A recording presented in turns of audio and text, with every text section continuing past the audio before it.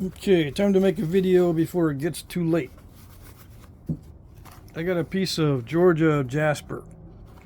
I think that's what they call this. Now, it's got Cortex, right? And it's not that thick to start with, so I'm going to have to end up with something pretty thin.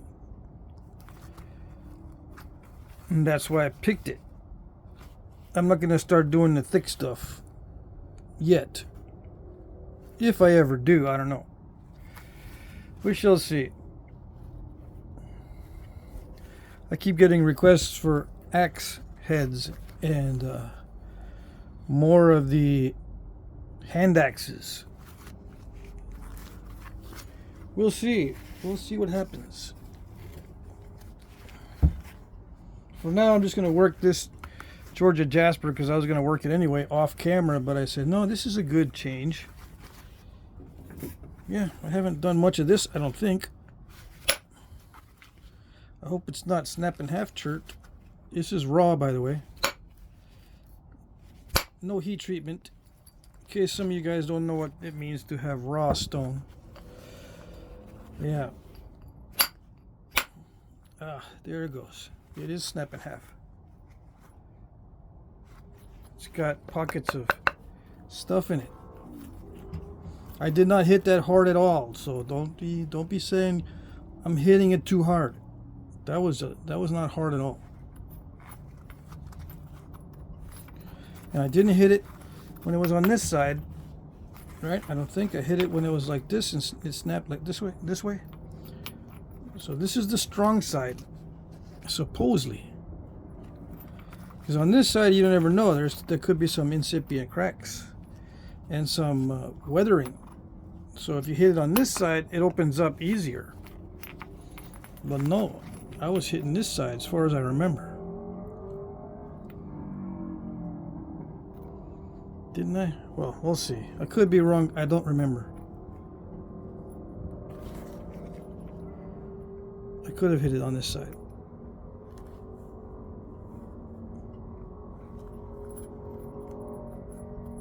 Anyway, that solves that problem. I'm still going to nap it. But now it's less of an anxiety stone. Yeah.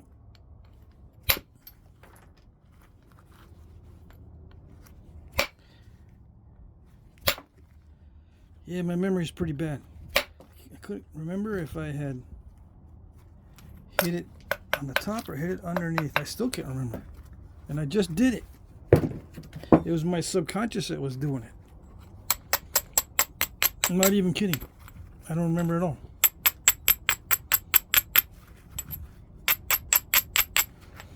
Isn't that nice? Mother Nature has given us some nice surprises with this one.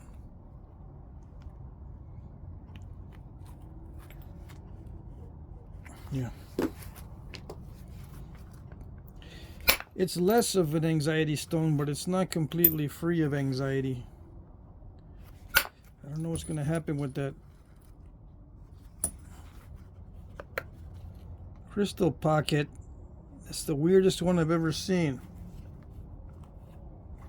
Weird. And that's saying a lot because I've seen quite a few.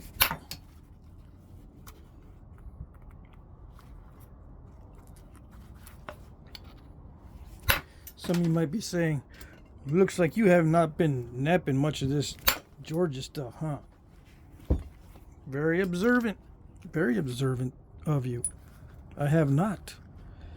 I have not been napping much of this Georgia stuff. I'm liking it a lot. Texas, you got to catch up to this. I don't know if you'd be able to match this stuff. Stuff's nice.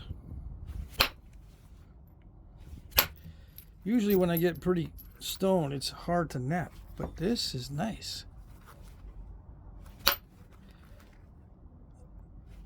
It might make me change my rule. My rule is usually the pretty stuff naps like crapiola pudding. Yeah. Naps terribly. In my experience, most pretty stone naps terribly. Heat treating helps that situation a lot.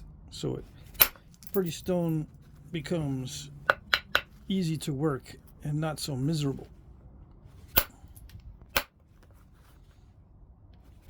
You know, stuff like petrified wood, except rainy buttes. Rainy buttes does not heat treat. But other types of petrified wood, as long as it's agatized, not just silicified, but agatized, it can be heat treated if it's agatized. If it's silicified, you don't know. It's hard to tell. But if it's agatized, it can usually be heat treated. So you rockhounds out there that have a ton of agatized petrified wood and you're bored this weekend, as I know you are because you sell rocks. I'm kidding. But anyway, if you're bored, heat treat some of that agatized petrified wood and invite a Flintknapper to come nap some of it. So if it works, you can market it on Facebook as a nappable stone. Yeah. You didn't know you had 6,000 pounds of nappable stone sitting back there. Yeah. You thought it was just petrified wood that you can never get rid of because no one's into that stuff. They all want quartz crystals or something. Yeah. But now you might be able to unload a bunch of it to nappers. This petrified wood stuff. You didn't know that? Man.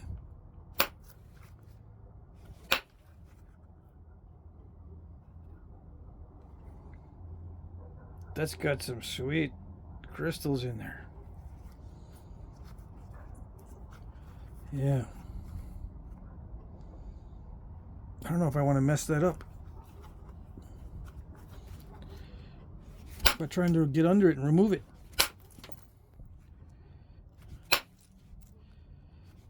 Some of you might be thinking, just incorporate it. Yeah, incorporate. You know, you guys, your Flintknappers are good at incorporation. Aren't you? I wish. We don't like incorporating stuff like that. We're not good at incorporation. You crazy? We say that's not good for napping, take it out. Even if it's pretty, this banding and swirlies. Look, it's got some porous stuff in the middle. That's not good for napping. No. It's nasty. Nasty. Very bad. It's not good. Yeah.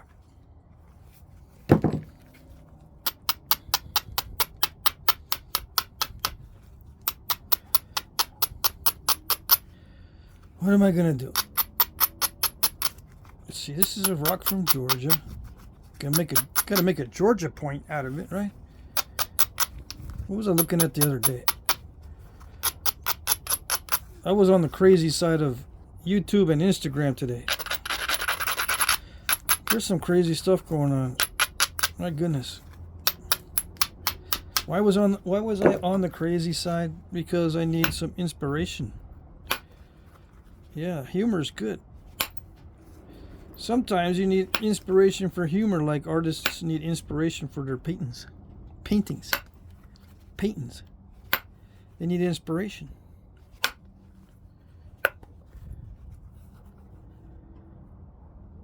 So yeah, there's some funny stuff out there, but then there's an audience for this weird stuff. Very, very weird. And big audiences. I don't know, man. I think I lost touch. I'm losing touch. Yeah, I can do weird stuff and goof around, but Not that weird. It's too loose and fancy free. Although it looks like a lot of fun. And I'm not going to tell you what it is. But the stuff I was watching was very similar to the an old show where they would do stunts. Crazy stunts.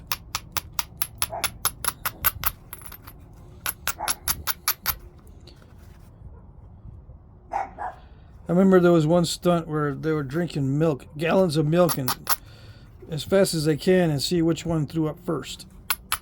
Yeah. I was looking at stuff similar to that. Let's put it that way.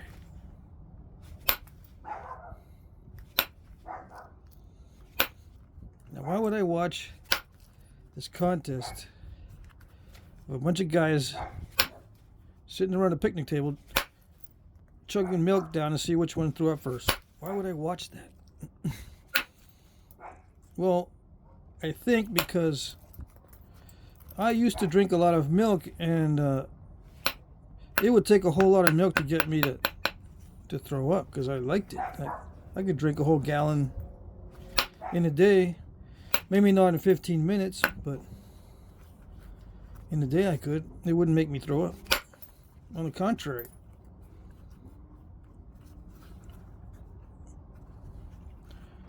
Yeah, give me my energy.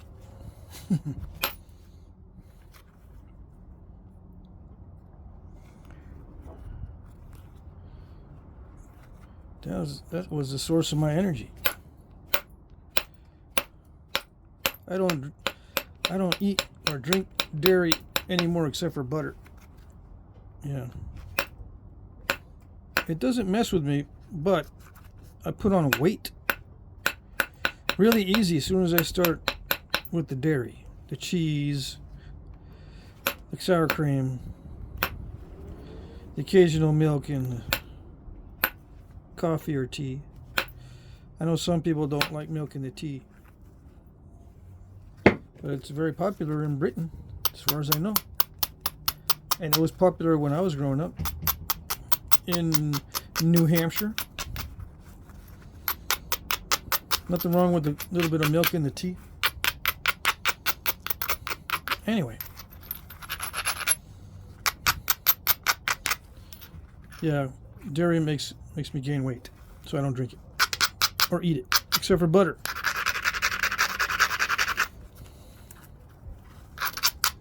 I'm a long-standing butter fan, and when I switched over to eating only meat, I found out that I could still keep my butter, and I went, yes.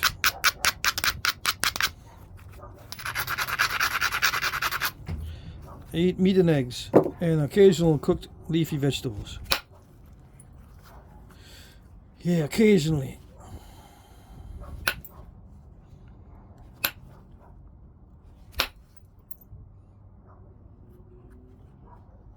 Do I feel sick? Nope, I'm feeling better now than I did 20 years ago. I feel better now that I'm 60 than when I turned 40.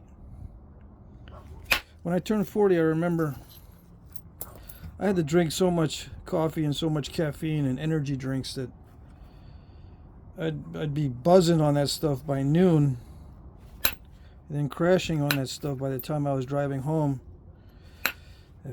at 5 or 6. And when I got home, I didn't want to do anything. But, silly me, I got myself into a situation where I come home from work and I had no choice but to hit the ground running. There was too much stuff to do at home. Talking about biting off more than you can chew. I bit off a lot more than I could chew when I was young. I thought I could do everything. All at the same time. College, wife, kids, family, travel,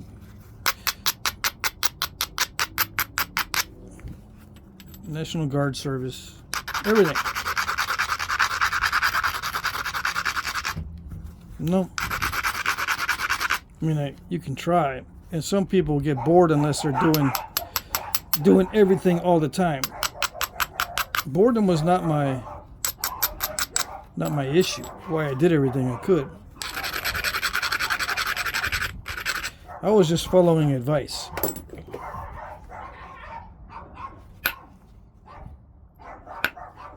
Yeah.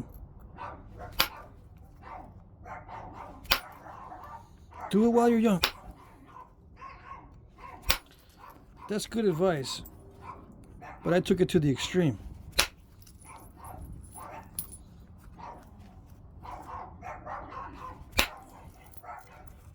Yeah. Not a good idea. It's funny how sometimes Flintknapping can be the same way. Try to do everything all the time. New guys, I want to make Clovis. I want to make Folsom. And then I want to make bird points. And I want to make long, narrow points. And I want to make thin, wide points. And I want to make deep notches. And I want to make narrow entry notches. And I want to work the most difficult stone possible. Because that's how you learn better. Oh yeah.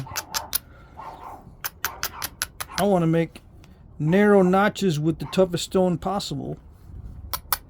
I want to make thin points with the toughest stone I can get my hands on. All in the beginning. Yeah. Young guys are like that. There's a lot of newbie young guys. That's what they want to do. In Flintknapping. They get all excited. I know, I've been there, done that. With other things in life, not just the Flintknapping.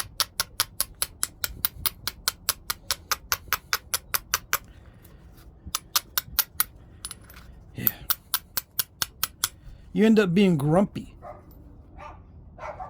Oh yes. In Flintknapping, you start making grumpy points, like I was saying in my last video. You start biting off more than you can chew, you're going to make some grumpy points.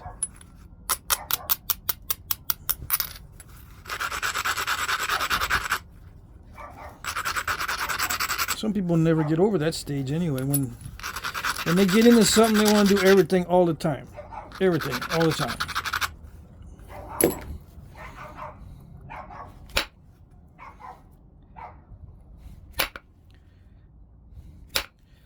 And when they watch videos, they want to watch the same guy do Obsidian, and then a video on Rhyolite right after the Obsidian, and then a video on tell I had a quartzite, and then go back to Brazilian agate, really delicate Brazilian agate, heat treat.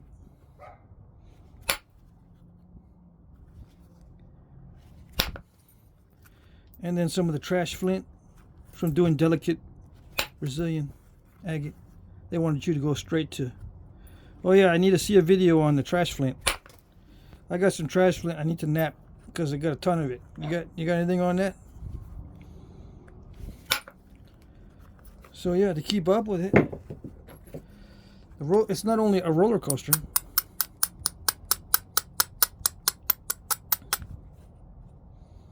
It's a magnitude 8 earthquake. Yeah. It takes time to prepare for that sort of schedule that people want to see, because they get bored of the same stuff all the time. So you just like earthquake-proofing buildings, you got to have a lot of experience, do a lot of calculations. You got to be there and done that. Lots of testings on all the materials. You can't just earthquake-proof a building just by reading reports and regurgitating. You got to have some experience. Same with knapping. To go from one material to the next, that has totally different properties. You got to have not only a firm foundation in your basic technique, but an extremely adaptive mentality, so that you got to forget what you just did and start over. Can't bring over one technique to the next technique.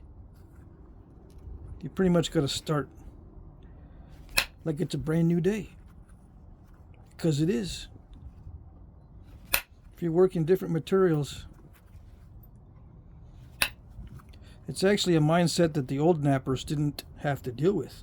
They did not. They worked the same material every day with the same points every day with the same strategy their whole life. And that went on for generations. That's how you learn the old ways. The old guys didn't bounce around from different time periods and different styles of points with different materials, using different technologies and different napping tools. No. They developed a kit. They kept the same kit their whole life. They did the same points their whole life, and they passed it on to their kids. And the kids did the same points their whole life. That's the old ways. But we don't learn the old ways. We think we're learning them, but we don't. The old ways are same old, same old. What you doing over there, Goober? What do you mean, what am I doing? Yeah, what you doing today? What you got going? Same thing as yesterday. I mean, come on, you gotta be doing something else. What are you? You've been making that, you've been fermenting that funny juice again? You've been fermentizing that cactus plant or what? I'm just messing with you. I know you're doing the same thing over and over again. I'm messing with you. They didn't know anything else. Once in a while, they'd have a trade with another tribe. And then they go, ooh, look at that technology. Wait a second. What is that flake you got in the middle there on both sides? Thinning flake? I've been doing it all wrong. Hey, look at this. Our neighbor over there said that this is a newfangled point with the, what do you call it in the middle? A flute?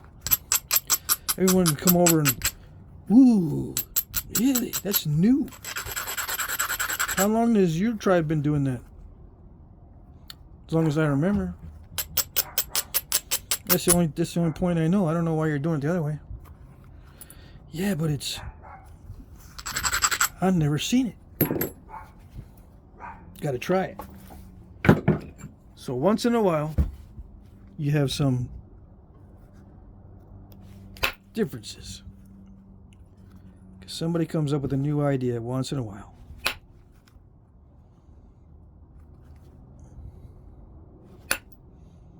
It didn't happen very often. If it did, there'd be a lot more variety in points than what we have. It didn't happen all that often. So the variety of points that we have is not that tremendous. I mean, it seems like it is, but if you look at it compared to the number of generations and the number of different groups that are isolated pretty much from each other, you'll see that it's really not that much of a difference. Or the new ideas, they might have spread quickly, but they didn't happen very often. That's how we can tell the age of a lot of these points, just by the shape. There's enough age in each one of those point styles that it's pretty easy to see to tell how old they are just by looking at the shape. After, they've already done some testing on the soils and stuff around these stone points. When you find them, you do testing on the soils, determine how old the soils are that the points are within. And not just surface finds, but you got to dig for some of these. If you want accurate dates, you got to dig and then date the soils, the carbon in the soils, and so forth. I'm not an expert on carbon dating. All I know is that they don't date the stones themselves. Some people don't know that. You didn't know that? You can't date the stone. It doesn't absorb the carbon-14 from the atmosphere or whatever happens.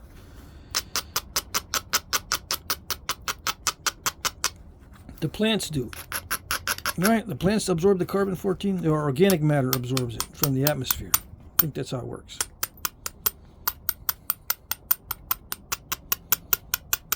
Anyway.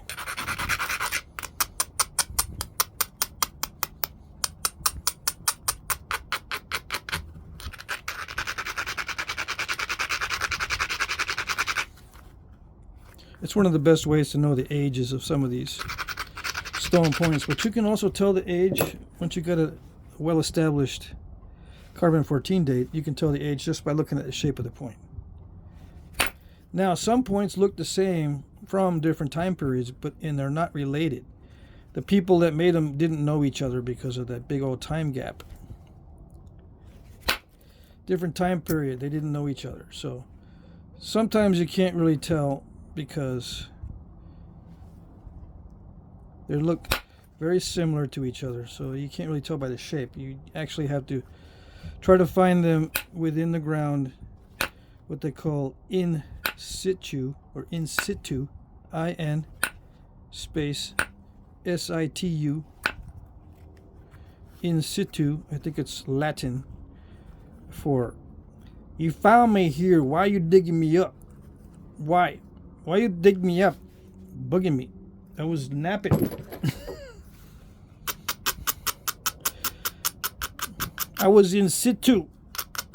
Yeah, my kids wake me up. Hey, I was in situ over here.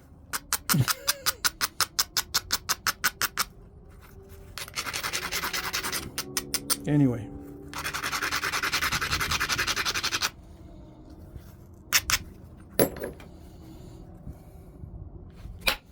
Is that what you call it? Yeah, that's what I call it. Don't bug me.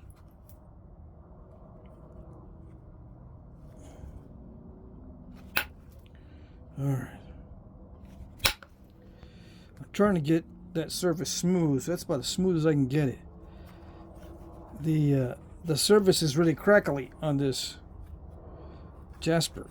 Now, it would probably nap with less stress on me if I heat treated it. But I chose to nap it raw just for you guys. Yeah. Some of you guys say napping it raw is the only good way to do it, because then you learn the old ways. Learning the old ways if you do it raw. If you nap it raw, you're in the know. Yeah, well, they were smart back then. They knew how to heat treat.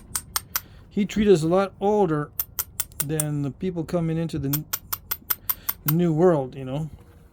They knew about heat treating in Africa before they left. Oh, yes. They may have forgotten it, but it's not that difficult to rediscover it. Especially if you leave your arrowheads or points near the cooking pit, near the meat that you're eating.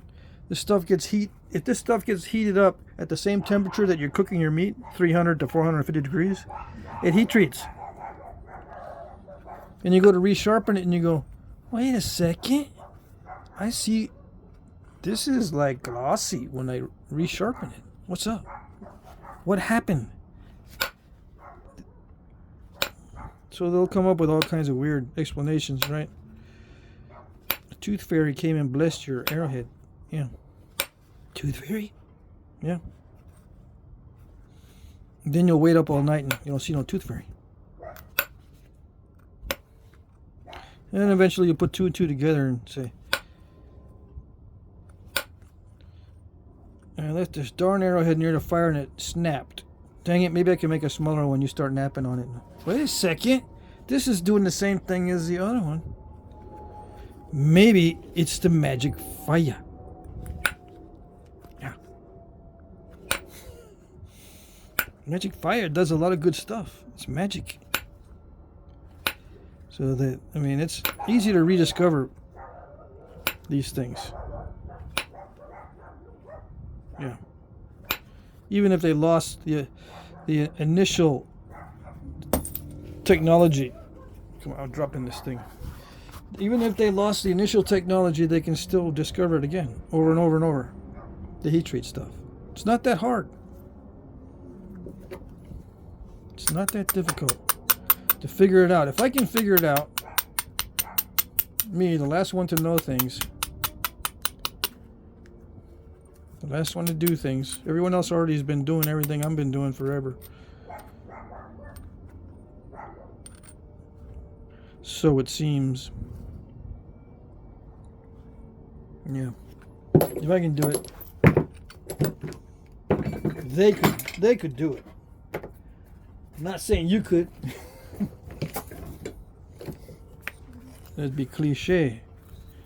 I've heard that expression over and over again. If I could do it, you could do it. I'm a moron.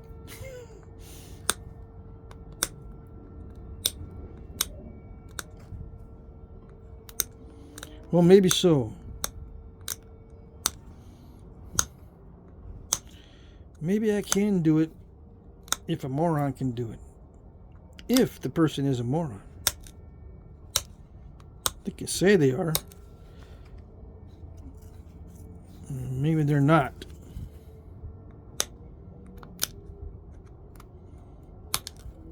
Sometimes they're the only ones that can do the thing that they're trying to teach you. They're the only one.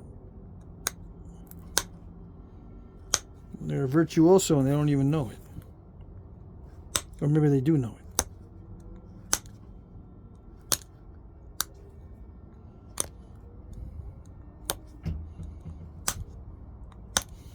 But I'll be honest with you, if you're a new guy and you try doing this stuff, you're not going to get very far without a lot of practice.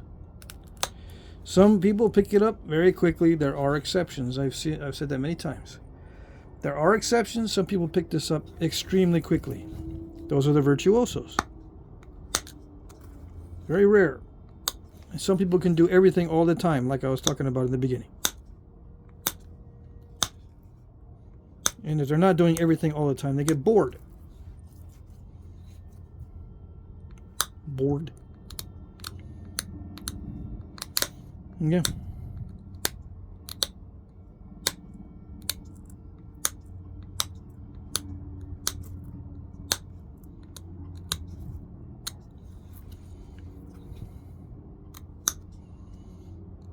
It's funny, the people that get bored, the only worse feeling than being bored is being wrong. Yeah.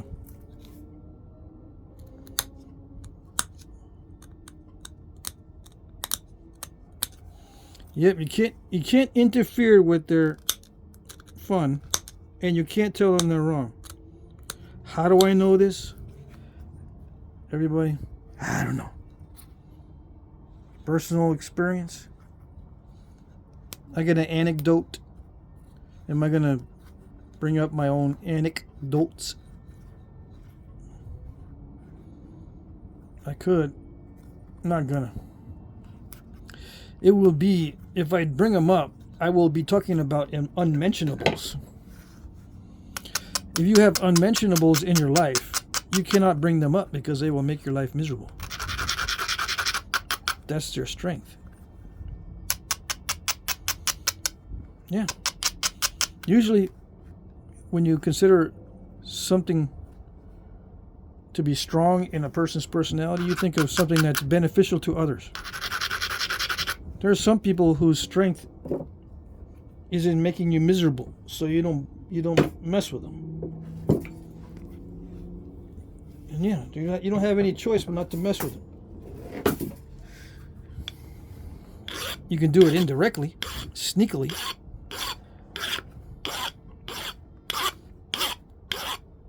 I think you know what I'm getting at.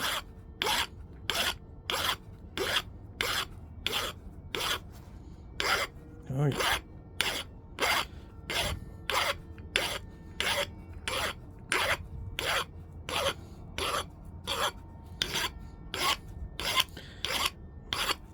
So yeah, just mention them in passing. and poke a little fun. And don't get too carried away with the mocking humor, because mocking humor is not healthy. Yeah.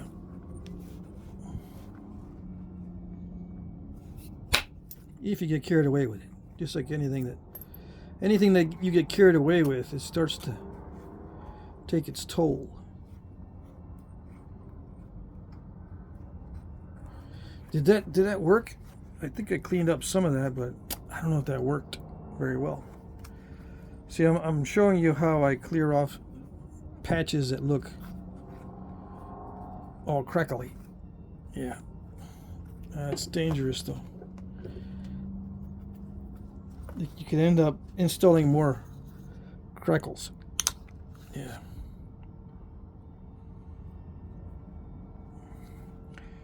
You're gonna have one good side and one bad side anyway, right? That's what I think. You're gonna have one good side and one bad side. No matter what you do. Yeah. Some guys are looking at this going, I know exactly where I would hit next, I know where I would take the next flake. I know, I can see automatically where I'd take it. And it would look much better than what you're doing. Oh, yes. I don't disagree. You still watch it, though. You still watch. Why? I don't know. Maybe you want to know. What am I talking about when I mention the unmentionables? I'm mentioning the unmentionables. What am I talking about? I'm not telling. I'm going to change the subject. I've been watching a lot of history videos. A lot of World War II history. Why? Why would I want to watch that stuff?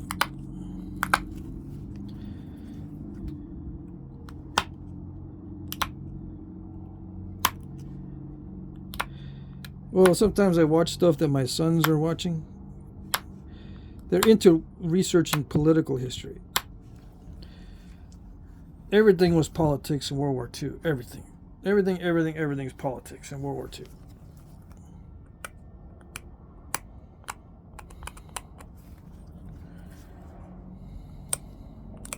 It's ridiculous.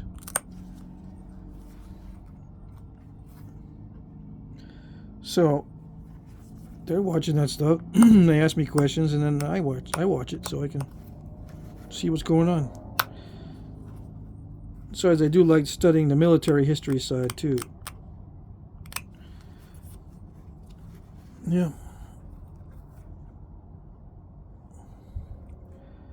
I got that book that Julius Caesar wrote on his campaigns. There's at least one book.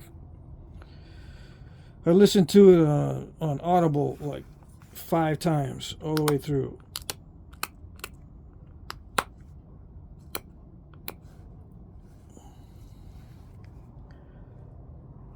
Try to figure out all these engineering projects that the Roman soldiers would construct during the battles.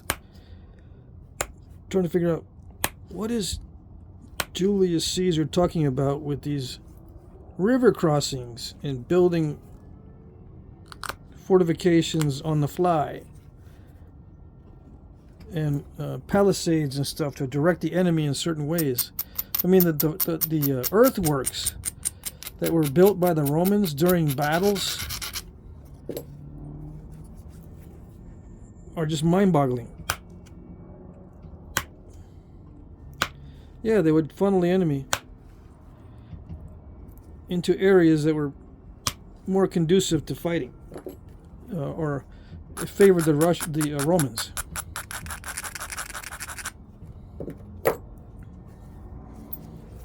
And a lot of times they would defeat their enemies based on the maneuverings and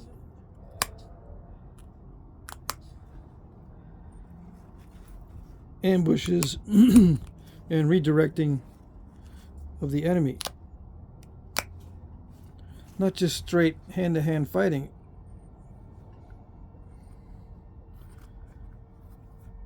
But, controlling different aspects of the movement of the enemy. And that carries on into World War II. Some of these battles in World War II are very well documented.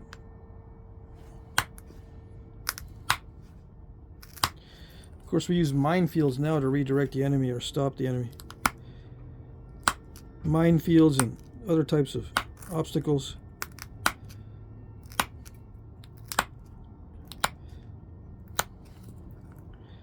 When you put up an obstacle for the enemy, in today's military doctrine, when you put up an obstacle, you cover it with something that can shoot at the enemy. You don't just put up the obstacle and leave it and go, ha ha, you're going to hit a landmine. No, you cover it with fire. Some sort of weapon. So when the enemy stops there, you got a target. A non-moving target. And what better time to attack the enemy than when he's trying to negotiate an obstacle? It's the best time to attack. Because everything's in chaos. Yeah. Same thing with Roman tactics. Somehow you throw the enemy into chaos and then you attack.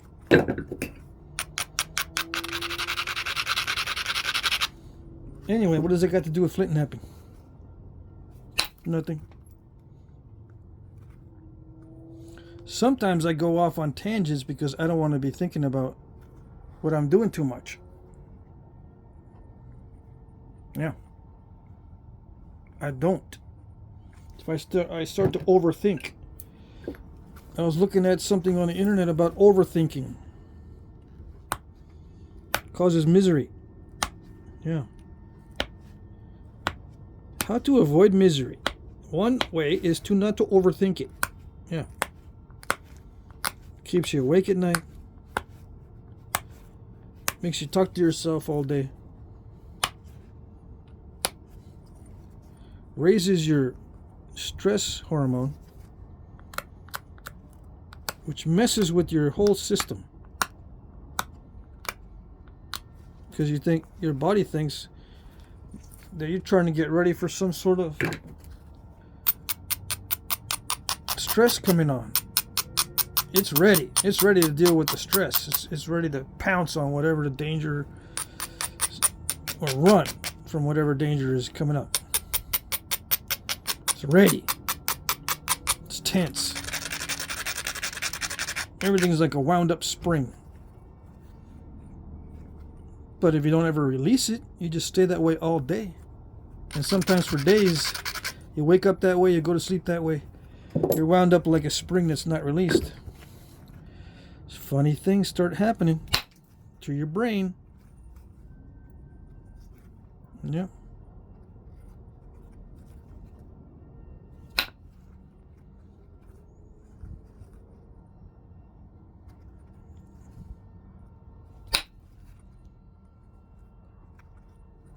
So anyway, don't get all stressed out. Easier said than done. Much easier said than done. Best cure is humor. You know, you can release a lot of that through humor. I used to try to release it by listening to music, but it just got on my nerves. But once you find something funny and you laugh long enough, a lot of it gets released. I found some funny stuff, but then I started going into the stupid stuff, and it wasn't funny no more. Stupid stuff on Instagram. It's stupid.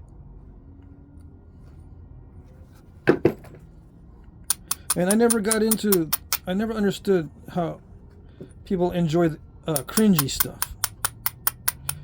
There's a whole market for satisfying the need for cringe. Holy moly. And then, you know, I'm scrolling through and I'm looking at that, and I'm getting cringe in my scrollings. Because, you know, when you're scrolling through Instagram or many of these other apps, it tends to remember what you pause on and watch. I think that's how it works. Seems to be. I'll pause and watch something and then I'll start scrolling more, and some more of that related material comes up. And I'm like, It's getting good. Is more? There's more of these? Really? Keep scrolling through. And then, once in a while, the algorithm says, I think we're going to mess with them. Yeah, let's mess with them. Let's put something weird in the feed. Something totally unrelated, just random. And there we go. I'm thinking it's funny, and it's just random stuff. And it's actually cringe. It's like a subgenre of humor. And I'm going, what in the world? What in the wide, wide world of Flintknapping is going on? What is it? I don't understand it. Time to take a break or a nap, something. Yeah.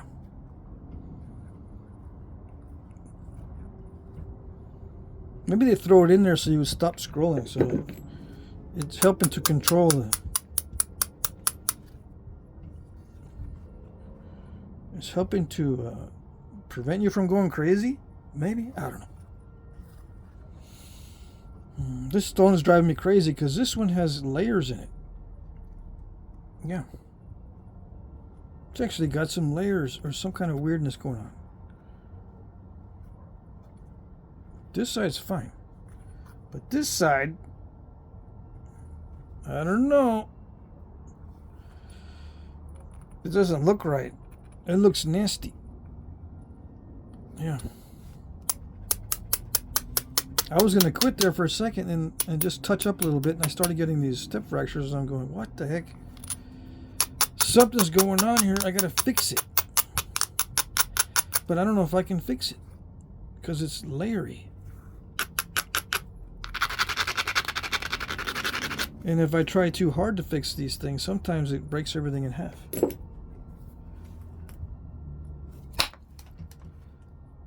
Yeah, sometimes if I'm not extra, especially super duper careful,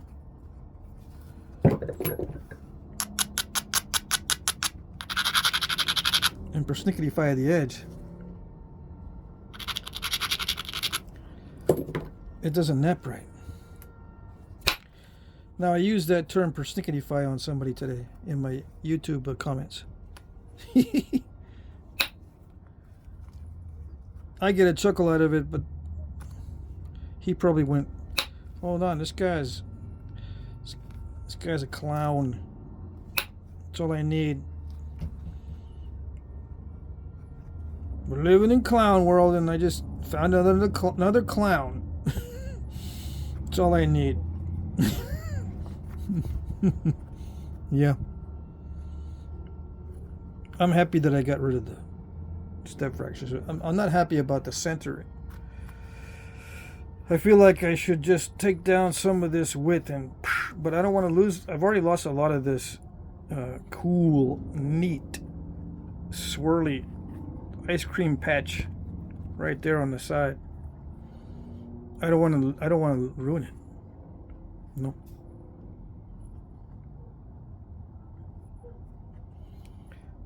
Why do I call it an ice cream patch? Because it looks like ice cream. Yeah. It looks like, I don't know, lime cake with ice cream. It's a cake. You didn't know this was cake?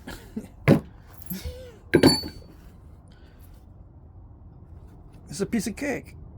Yeah. Cringy. All right.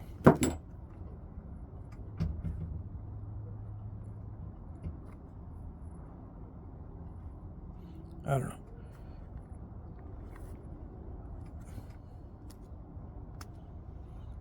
If I had a fancy way to do notching, I'd do notching, but I haven't developed my fancy way yet with the vertical punching.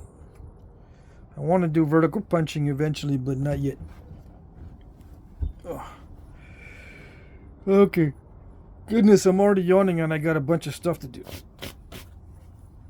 Anyway, I think that's what you call this, is Georgia Jasper. There you go. Very pretty stuff. What size is it? It's a lot smaller than you might think. Right? It's 2.5 by 1 3/4. I have small hands, so it looks a lot bigger than it normally would look. It's funny, some of the guys that receive items from me are huge guys, and they think everyone's got huge hands. No, I'm not a huge guy, so these things are going to look a lot bigger.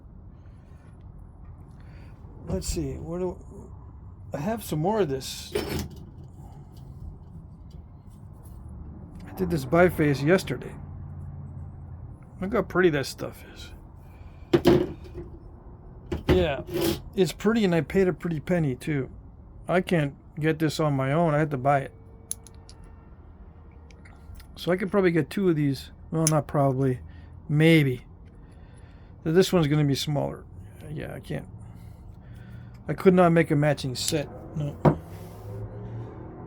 Anyway, I think that's good enough for this video. I don't know if it's good enough to attract a lot of views. I got a lot of views on that pendant video. When I looked at my analytics shot through the roof as far as new viewers. And it was right at the time I posted that pendant video. So maybe I should do more pendants and jewelry. Really? No, not really.